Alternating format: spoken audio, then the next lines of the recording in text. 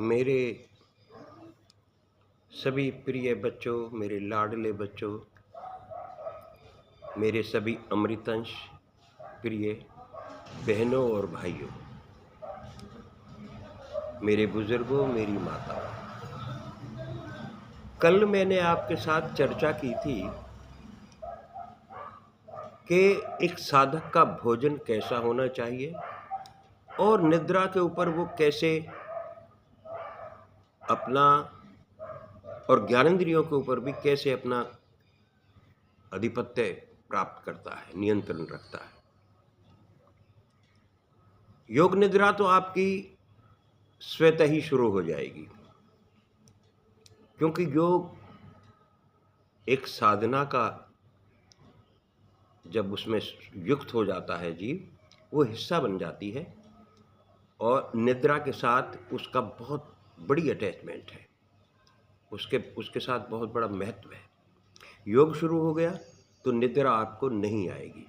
आप आंखें मीचेंगे, केवल आंखें आपकी मिची रहेंगी, आप कोशिश करेंगे थोड़ी बहुत देर कर लेटने की तो, लेकिन आप सो नहीं पाएंगे।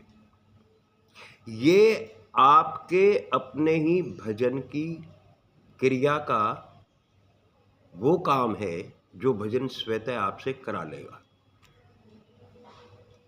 योग से युक्त होने के बाद आप इस दुनिया से धीरे धीरे कट ऑफ शुरू हो जाएंगे।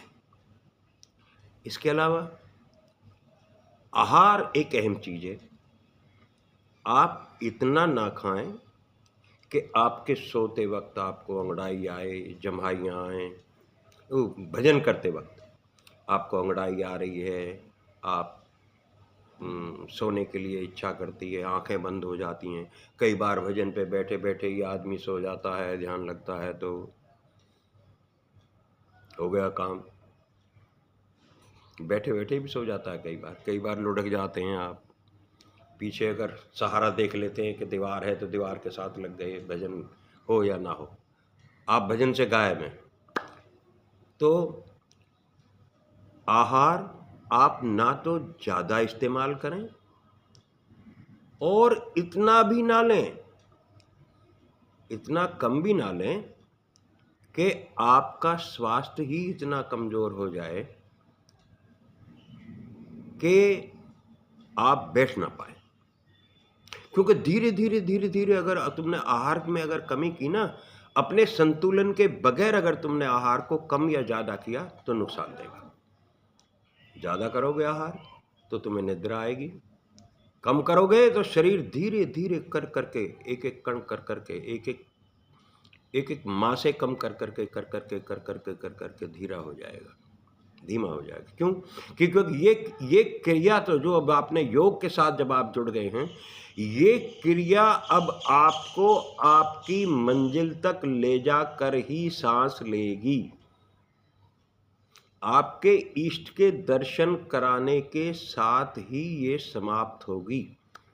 आपको अब कुछ नहीं करना, गुरु से केवल दृश्यों के बारे में आप जानकारी लेंगे। तो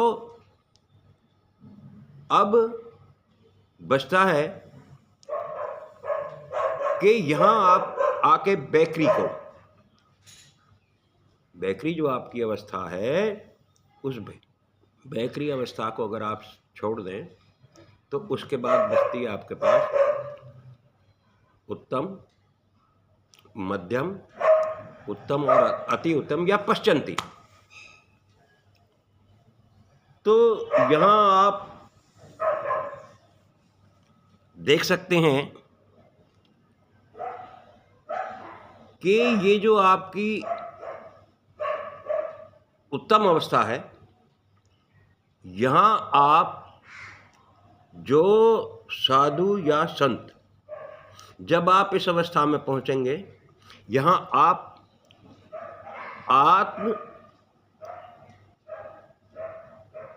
आत्मिक शक्ति जो है ना, वो आपकी इतनी हो जाएगी कि जैसे आप दर्शन करेंगे, हो सकता है कि छतरी की परिधि में आप तत्वदर्शी बन जाएं। आप अपने उस इष्ट को जो ना साध लें, उस इष्ट के दर्शन कर लें। इसीलिए कहा है कि धर्म एक क्षेत्र है और यह आत्मदर्शी, तत्वदर्शी या समदर्शी महापुरुष, अब आपकी अवस्था जो है ना धीरे से महापुरुष की अवस्था में आ जाएगी। महापुरुष के क्षेत्र की वस्तु है जिसकी आपको अनुभूति होगी, अनुभव होगा। ऐसा नहीं है कि तुम्हें किसी से पूछना है, यहां आपको अनुभव हो जाता है। अर्थात प्रवेश करने की वह क्षमता, परम पिता में प्रवेश करने की वो क्षमता अब आपके अंदर या क्रिया आपके अंदर शुरू हो जाएगी, जिससे आप उस क्रिया का पालन करना ही हर जीव का काम है। भजन के लिए ही बनाया था तुझको, भजन के लिए ही सजाया था तुझको। भजन के बिना तू है माटी के माही, भजन कर भजन कर भजन कर रे भाई। यहां आप अपने आप को ये समझेंगे कि यहां आपका धर्म शुरू हो गया है और शुरू हो चुका है। यहां जो धर्म है, केवल धर्म एक है, परमात्मा को पाने की विधि या परमात्मा को पाने का रास्ता आपका धर्म है।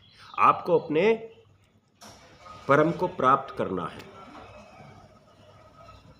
ये आपका क्षेत्र है।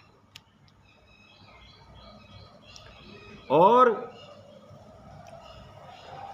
इसमें इस कालखंड में ही आपके युग धर्मों में भी परिवर्तन होता रहता है।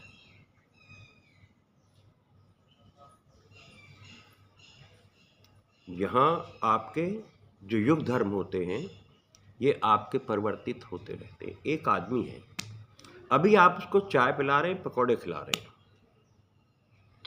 थोड़ी देर के बाद किसी बात के ऊपर तू मैं हो जाती है। आप उसको फौरन गाली और गलौज करना शुरू कर देते हैं और उसे गुथने के लिए तैयार हो जाते हैं। ये युग धर्मों में परिवर्तन है। स्वभाव स्वभाव आपसे छूट गया। आपकी प्रवृत्ति जो थी ना वो दैत्य की हो गई। देवता से आप देवत जो आपका था वो छूट गया और आप दैत्य रूप में आ गए। यहाँ आके ये सब कुछ आपका समाप्त हो जाना चाहिए। तो आप समझिए कि आप पूरी तरीके से अब एक महापुरुष की स्थिति में आ गए हैं, अर्थात स्वभाव स्वभाव में पूरी तरीके से आ गए। अगर ये कमी रह गई है कि आप अभी कुछ और हो और थोड़ी देर के बाद कुछ और हो, तो समझना कि धर्मक्षेत्र और कुरुक्षेत्र अभी भी दोनों जिंदे हैं। कर्म और कुरु दोनों बिल्कुल नहीं हटे। ये धर्म क्षेत्र नहीं रहा। ये क्षेत्र आपका अभी पूरी तरीके से क्षेत्र नहीं बना है। आज के लिए इतना ही, कल फिर बात करेंगे। भारत माता की जय। जय हिंद। जय हिंद की सेना। राधे राधे।